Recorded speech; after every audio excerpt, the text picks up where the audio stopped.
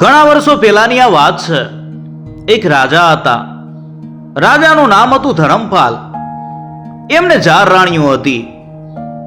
એક તો રાજપૂત રાણી, બીજી બ્રાહ્મણ રાણી, ત્રીજી વાણિયા રાણી અને ચોથી નિમ્ન જાતની રાણી। રાજપૂત રાણીને 3 છોકરા હતા। એકનું નામ સંગ્રામસિંહ, બીજાનું નામ કરણસિંહ અને ત્રીજાનું નામ ભૈરવસિંહ હતું। બાકીની 3 રાણીઓને એક એક દીકરો હતો। બ્રાહ્મણ રાણીના છોકરાનું નામ રાખ્યું દેવદત્ત। વાણિયા રાણીના દીકરાનું નામ પડ્યું રૂપચંદ અને નિમ્ન રાણીના દીકરાનું નામ રાખ્યું ભીમ। હવે બધા છોકરા મોટા થયા એટલે રાજાએ એમને ભણવા માટે ગુરુના આશ્રમમાં મોકલ્યા। દેવદત્ત તો ભણી ગણીને મોટો પંડિત થઈ ગયો। રૂપચંદે વેપારમાં હોશિયારી બતાવી એટલે એ મોટો વેપારી બન્યો।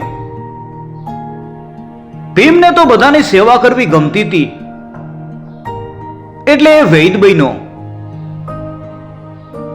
હવે રહ્યા સંગ્રામસિંહ, કરણ અને ભૈરવસિંહ। એ 3 રાજપૂત રાણીના દીકરા એટલે એમણે તો રાજપાટનું કામકાજ શીખી લીધું। જ્યારે રાજા ધરમપાલ મરણ પથારીએ પડ્યા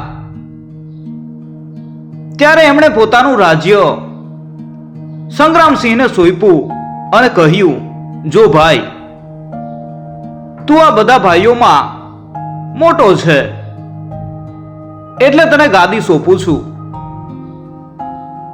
તારા નાના ભાઈઓને પ્રેમથી રાખજે। પણ સંગ્રામસિંહ તો ભારે ખરાબ નીકળ્યો। રાજા બનતાની સાથે જ એણે તો લોકોને દુઃખ દેવાનું શરૂ કર્યું। જેની પાસે સારી વસ્તુ દેખાય એ પડાવી લેતો, ગરીબ પ્રજાને પણ લૂંટતો। લોકો એના ત્રાસથી કંટાળી ગયા હતા। પણ સંગ્રામસિંહ તો મહેલમાં બેસીને મોજ મજા કરતો। એ પોતાના ઓરમાન ભાઈઓને તો હેરાન કરતો જ, પણ પોતાના 2 સગા ભાઈઓ કરણ અને ભૈરવસિંહને પણ ખૂબ દુઃખ દેતો। પ્રેમની વાત તો બાજુએ રહી, એ તો એમને હર વખતે ધમકાવતો રહેતો। કરણ પોતાના મોટા ભાઈના આવા વર્તનથી ખૂબ દુઃખી રહેતો। છેવટે એક દિવસે કંટાળીને ઘર છોડીને જંગલમાં જતો રહ્યો। જંગલમાં જઈને એણે એક નાની ઝૂંપડી બનાવી, માટીની શિવજીની મૂર્તિ બનાવી અને દિવસ રાત એની પૂજા કરતો। જંગલના ફળ ફૂલ ખાઈને એ ઝૂંપડીમાં મસ્ત થઈને રહેતો। સંગ્રામસિંહના ત્રાસથી પ્રજા તો ત્રાહિમામ પોકારી ગઈ હતી। સહન નહોતું થતું એટલે લોકો જંગલમાં કરણ પાસે જતા અને રડીને કહેતા, ઓ રાજકુમાર, તમારા બાપુજી કેવા ધર્મના માણસ હતા। અમારા બધાના સુખ દુઃખનું ધ્યાન રાખતા હતા, પણ આ સંગ્રામે તો અમારું જીવવું હરામ કરી નાખ્યું છે। કરણ આ બધું સાંભળીને દુઃખી થતો। લોકો એને અરજ કરતા, રાજકુમાર, અમારી તો એવી ઈચ્છા છે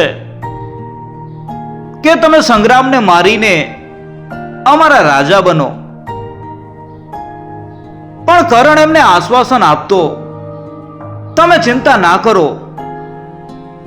થોડા દિવસ રાહ જુઓ, કદાચ ભાઈનું મન બદલાય અને તમારા સુખ દુઃખનો વિચાર કરે। પણ સંગ્રામ તો પાકો દુષ્ટ હતો. એણે જ્યારે સાંભળ્યું કે પ્રજા કરણને મળવા જંગલમાં જાય છે તો એ ડરી ગયો. એણે વિચાર્યું, કરણને મેં અહીંથી ભગાડી મૂક્યો તોય મારી મુશ્કેલી ઓછી નથી થતી. જો એને વનમાં રાજ મેળવવાની ઈચ્છા થાય અને એ મારા ઉપર ચડાઈ કરે તો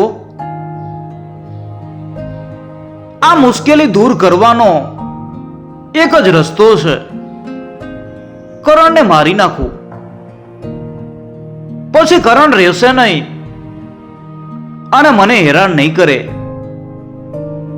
પછી હું નિરાતે રાજ કરીશ. સંગ્રામે કરણને મારી નાખવાનું નક્કી કરી નાખ્યું. કરણ તો બહુ બહાદુર હતો એટલે એને મારવા માટે એનો કોઈ સિપાઈ તૈયાર ન થયો. એટલે સંગ્રામે એને કપટથી મારવાનું વિચાર્યું. સંગ્રામ બીજા ઉપર જાદુ ટોણા કરવાનું જાણતો હતો. એણે મંતર બોલીને મહેલના દરવાજા ઉપર કોલસાથી 7 લીટીઓ દોરી. હવે જે કોઈ અંદર આવશે એને જાદુની લીટીઓ ઓળંગીને અંદર આવવું પડશે અને જે લીટીઓ ઓળંગશે એ તરત જ ગાંડો થઈ જશે.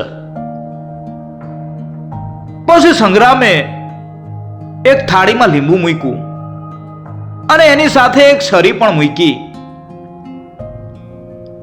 પછી એણે લીંબુ અને છરી ઉપર પણ જાદુ કર્યો. હવે જે કોઈ આ છરી લઈને લીંબુ કાપશે તો લીંબુ કાપવાની સાથે જ જાદુના લીધે એનું માથું પણ ધડથી જુદું થઈ જશે. બધી તૈયારીઓ કરીને સંગ્રામે પોતાના મંત્રીને બોલાવ્યો. એને બધી વાત સમજાવી. સંગ્રામે કહ્યું, હવે તું જંગલમાં જા અને ગમે એમ કરીને કરણને બોલાવી લાવ. એને કહેજે કે રાજા પોતાની ભૂલ ઉપર ખૂબ પસ્તાય છે. એમની ઈચ્છા છે કે તું મહેલમાં રહે. સંગ્રામે વિચાર્યું, કરણ ભોળો તો છે જ, મારા બોલાવવાથી એ તરત જ આવશે.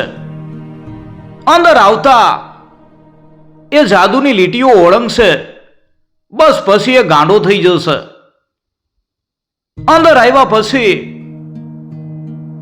પ્રેમથી એને લીંબુ ખાવાનું કહીશ. કરણ ગાંડો થઈ ગયો હશે એટલે એને મારા કાવતરાની ખબર નહીં પડે.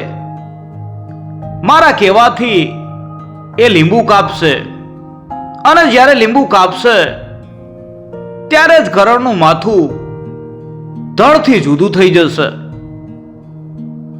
બસ કરણના મૈરા પછી હું નીડર થઈને રાજપાટ ભોગવીશ. પણ સંગ્રામનો મંત્રી સારો માણસ હતો. પ્રજા ઉપર રાજાના અત્યાચાર અને કપટથી એ દુખી હતો. એ જંગલમાં ગયો અને કરણને બધી વાત સાચી સાચી કહી દીધી. પછી કહ્યું, તમે દૂર કોઈ બીજા દેશમાં જતા રહ્યો, નહીં તો આ દુષ્ટ તમને પણ જરૂર મારી નાખશે. કર્ણ પોતાના મોટા ભાઈના વર્તાવથી દુખી થઈને જ વનમાં આવ્યો હતો. પણ હજી પણ ભાઈનું કપટ જોઈને એને ગુસ્સો ચડ્યો. એ ઝડપથી ઊભો થતા બોલ્યો, ચાલ, હું પણ તારી સાથે જ મહેલમાં આવું છું. આ સાંભળીને મંત્રી ચમકી ઉઠ્યો. એણે નવાઈથી પૂછ્યું, આ શું કહો છો કરણ? શું જાણી જોઈને મરવા માંગો છો? એટલે કરણ બોલ્યો, ના, મરવા નહીં, મારવા માંગુ છું. પછી મંત્રીએ કહ્યું, એટલે? હું કઈ સમજો નહીં, સ્પષ્ટ વાત કરો. કરણે કહ્યું કે જ્યારે પાપનો ઘડો ભરાઈ જાય છે તો એ ફૂટે જ છે. મોટા ભાઈની દુષ્ટતાથી કંટાળીને હું વનમાં આવ્યો હતો, છતાં પણ એમની દુષ્ટતા દિવસે ને દિવસે વધતી જ જાય છે, ત્યાં સુધી કે મને મારી નાખવા માંગે છે. કરણ ગુસ્સાથી ધ્રુજતો બોલ્યો, હું પણ હવે એમને એમની દુષ્ટતાનું પરિણામ બતાવીને જ રહી. ચાલો. આ બાજુ મહેલમાં સંગ્રામ આતુરતાથી કરણના આવવાની રાહ જોતો હતો.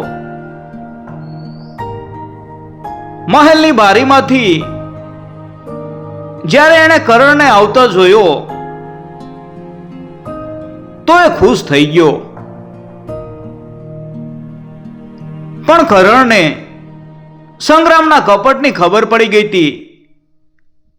એણે જાદુની લીટીઓ ઓળંગી નહીં, પણ સાચવીને બાજુના રસ્તેથી જ મહેલમાં ગયો.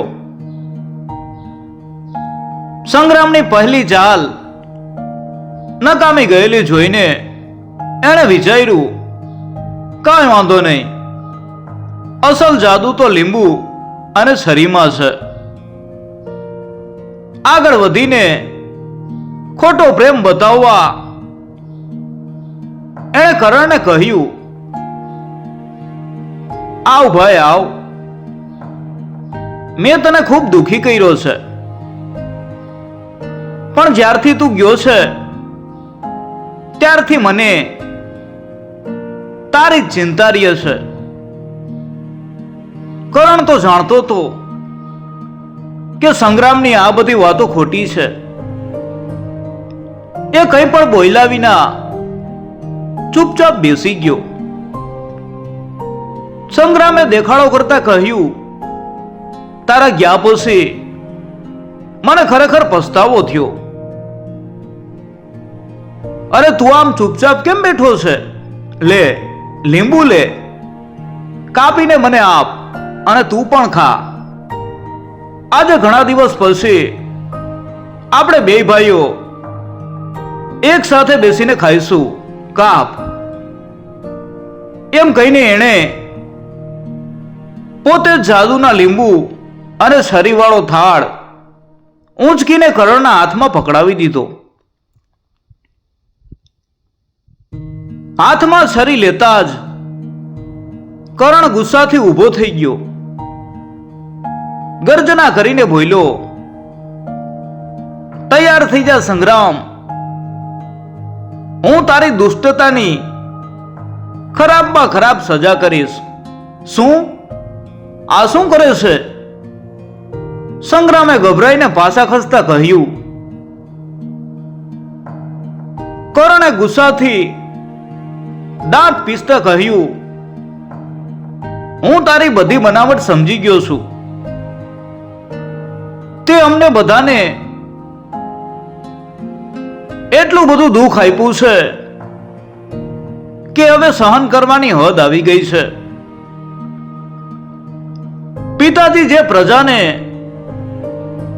દીકરાની જેમ પ્રેમ કરતા હતા એને તું કૂતરાની જેમ ધૂતકારે છે. પ્રજા જીવે કે મરે તું તારા મહેલમાં બેસીને મોજ મજા કરે છે.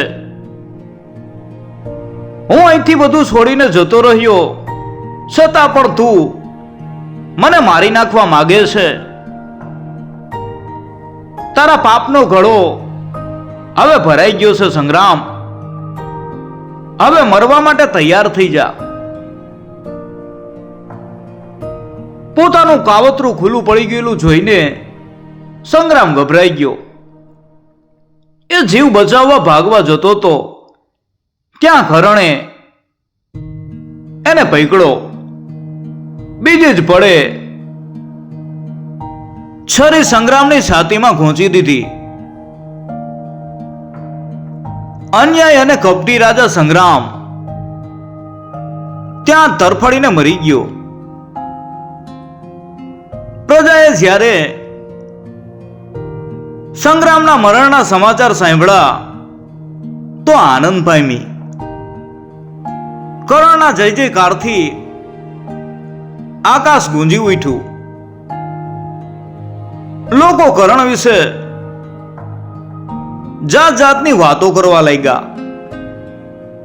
અન્યાય રાજાને મારીને કરણે પ્રજાને દુઃખમાંથી છોડાવી.